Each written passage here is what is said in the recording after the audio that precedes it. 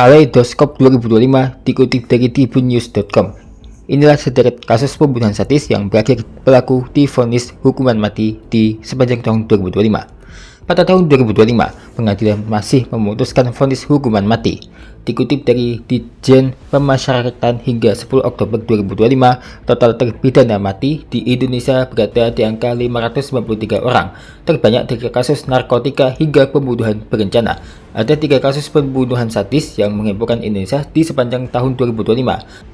3 kasus tersebut berakhir dengan nasib yang sama, yakni vonis hukuman mati. Berikut 6 kasus pembunuhan yang berakhir vonis hukuman mati dirangkum dalam Kaleidoskop 2025. Ya, walaupun sekarang bulan April, tapi mudah-mudahan peristiwa ini jadi pelajaran ya.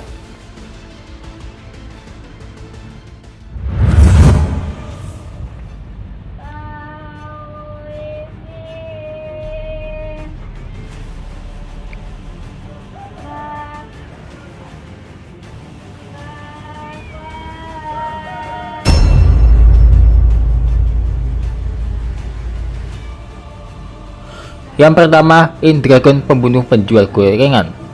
Kasus pembunuhan sadis yang dilakukan Indra Septiarman alias Indragon menyita perhatian masyarakat Indonesia. Indragon membunuh gadis penjual gorengan di Padang Pariaman, Sumatera Barat bernama Nia Kurniasari. Pada kala itu umurnya 18 tahun. Pada 5 Agustus 2025, Indragon divonis hukuman mati karena secara sah dan meyakinkan melanggar pasal 340 KUHP tentang pembunuhan berencana. Kasus pembunuhan dan rudal paksa terjadi pada Jumat 6 September 2024 saat korban berkeliling desa menjual gorengan. Setelah 2 hari dilaporkan hilang, jasad korban ditemukan terguling pada Minggu 8 September. Penangkapan terhadap pelaku dilakukan di rumah kosong di Padang Kabau, Kecamatan Padang Sago, Kabupaten Padang Pariaman pada Kamis 19 September. Meski divonis mati, kuasa hukum Indragon masih berupaya mengajukan banding.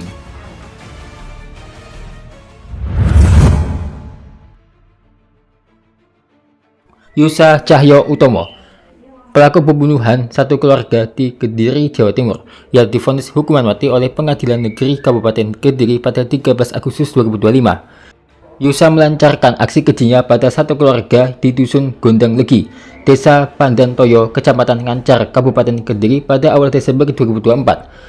Yusa menghabisi nyawa pasangan suami istri Agus Komarudin 38 tahun dan Kristina 34 tahun beserta anak sulung CAW 12 tahun. Anak bungsu korban SBY 8 tahun ditemukan selamat dalam kondisi luka serius. Yusa mengaku ia tak tega menghabisi nyawa SBY karena merasa kasihan.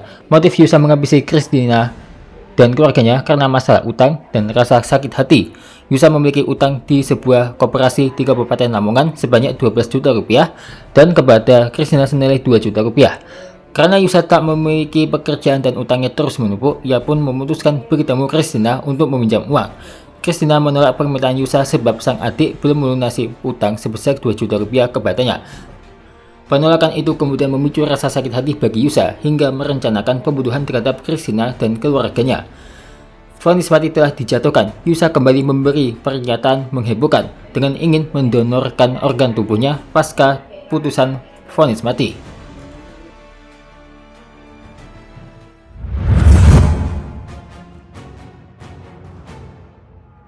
Mulyana, 22 tahun, terdakwa kasus pembunuhan disertai mutilasi terhadap Siti Amelia divonis hukuman mati oleh Pengadilan Negeri Serang. Menjatuhkan pidana terhadap terdakwa oleh karena itu Mulyana dengan pidana mati, kata Ketua Majelis David Panggabean di hadapan terdakwa Kamis 14 Agustus 2025. David menambahkan perbuatan terdakwa sangat sadis dan menimbulkan luka mendalam bagi keluarga korban. Hal-hal meringankan tidak ada, ujarnya. Niat keji Mulyana berawal dari korban yang mengaku sedang hamil. Pelaku meminta korban menggugurkan kandungannya. Keesokan harinya keduanya bertemu untuk membicarakan hal itu. Dalam pertemuan tersebut, Mulyana sudah mulai merencanakan pembunuhan. Dalam perjalanan, cekcok kembali terjadi. Terdakwa memutuskan menghabisi nyawa korban di sebuah kebun di Kampung Baru Ciberuk, Kecamatan Gunung Sari, Kabupaten Serang, Banten. Mulyana mencekik korban dengan kerudung hingga tak sadarkan diri, lalu menutup tubuhnya dengan pohon pisang. Terdakwa sempat pulang untuk mengambil pacul, namun hanya menemukan golok. Ia kembali ke lokasi, memutilasi tubuh korban, dan membuang potongan tubuh ke sungai. Potongan tubuh itu akhirnya ditemukan warga. Polisi kemudian menangkap Mulyana yang bekerja sebagai tukang potong ayam. Mirisnya, hasil autopsi menyebut korban Siti Amelia dinyatakan rahimnya kondisi kosong. Tim forensik juga menerangkan adanya bukti pelaku membakar dan memutilasi korban hidup-hidup.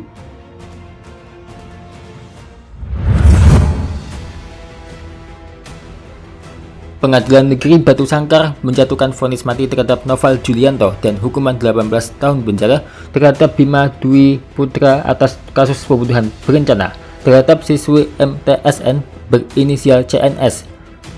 Putusan ini dibacakan dalam sidang terbuka untuk umum Selasa 14 Oktober 2025 dan menjadi vonis mati pertama yang dijatuhkan Pengadilan Negeri Batu Sangkar.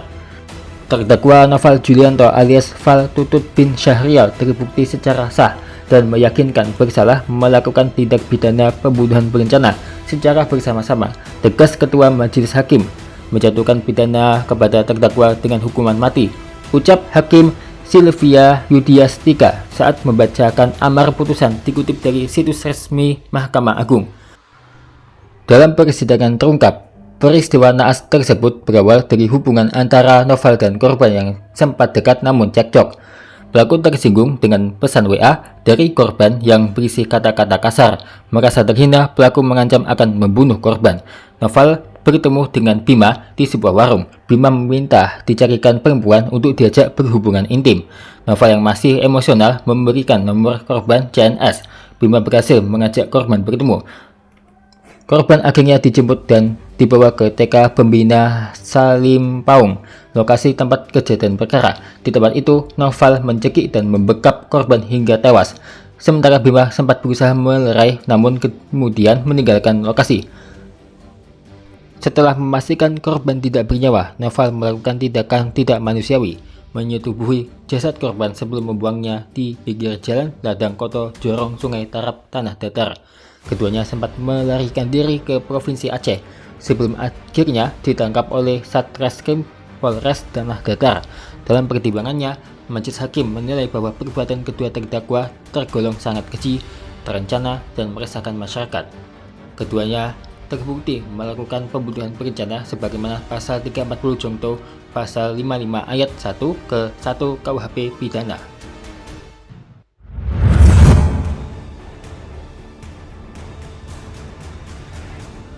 Kasus berikut ini tak kalah menghebohkan masyarakat Indonesia, yakni saat lokasi judi sabung ayam menjadi lokasi peristiwa berdarah, tepatnya di Kabupaten Waikanan, Lampung pada 17 Maret 2025 lalu.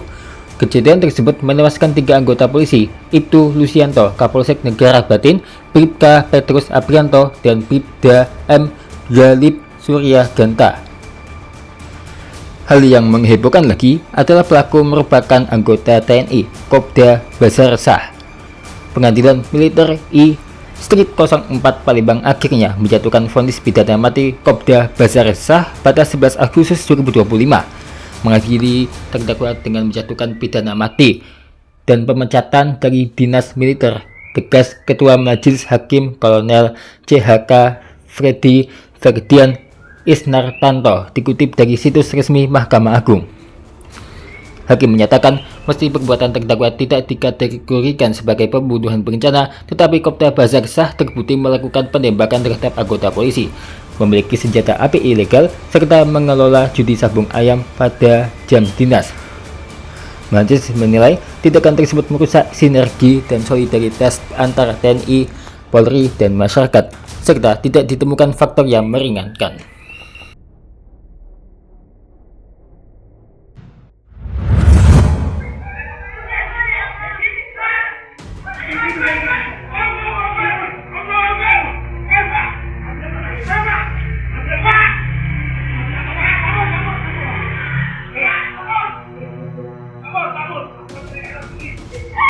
Yang terakhir, Pengadilan Negeri Bojonegoro baru saja mengetok keputusan vonis maksimal pertama di wilayah mereka, yakni vonis hukuman mati. Vonis tersebut diberikan pada terdakwa Sucito, pembunuhan 2 orang jemaah sholat subuh di Musola Al-Manar, Desa Kecamatan Gedung Ngadem, Bojonegoro pada Kamis 11 Desember 2025. Majelis Hakim memutuskan kakek Sucito terbukti bersalah dan melakukan pembunuhan berencana sebagaimana diatur dalam pasal 340 KUHP. Terdakwa terbukti secara sah melakukan pembunuhan berencana dan penganiayaan yang menyebabkan kematian. Karena itu, pengadilan menjatuhkan pidana mati, ujar Ketua Majelis Hakim Wisnu Widyastuti. Aksi keji Sujito dilakukan pada 29 April 2025. Terdakwa secara membabi buta membacok 3 jemaah menggunakan sebilah parang. Dalam perkara tersebut, Sujito dengan sadar melakukan penganiayaan dan pembunuhan terhadap Abdul Aziz dan Cipto Rahayu. Terdakwa juga melakukan kekerasan terhadap saksi Ari Wijayanti ketika berusaha melindungi suaminya, Abdul Aziz. Akibat penganiayaan itu, saksi mengalami luka berat. Majelis hakim juga menyebut sejumlah hal yang memberatkan dalam menjatuhkan vonisnya. Perbuatan terdakwa dinilai terlampau keji dan meresahkan masyarakat karena dilakukan secara sadis dan kejam.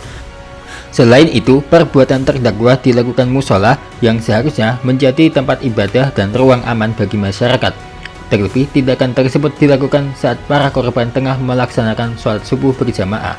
Majelis hakim menegaskan bahwa perbuatan terdakwa tidak hanya menimbulkan korban jiwa, tetapi juga meninggalkan luka psikologis yang mendalam bagi keluarga korban. Semoga kasus-kasus berikut ini menjadi pelajaran ya.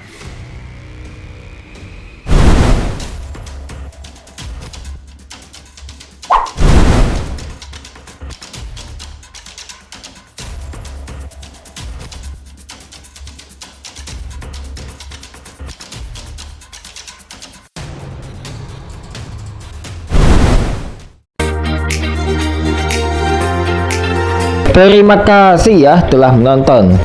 Saksikan terus Showki Official setiap harinya ya.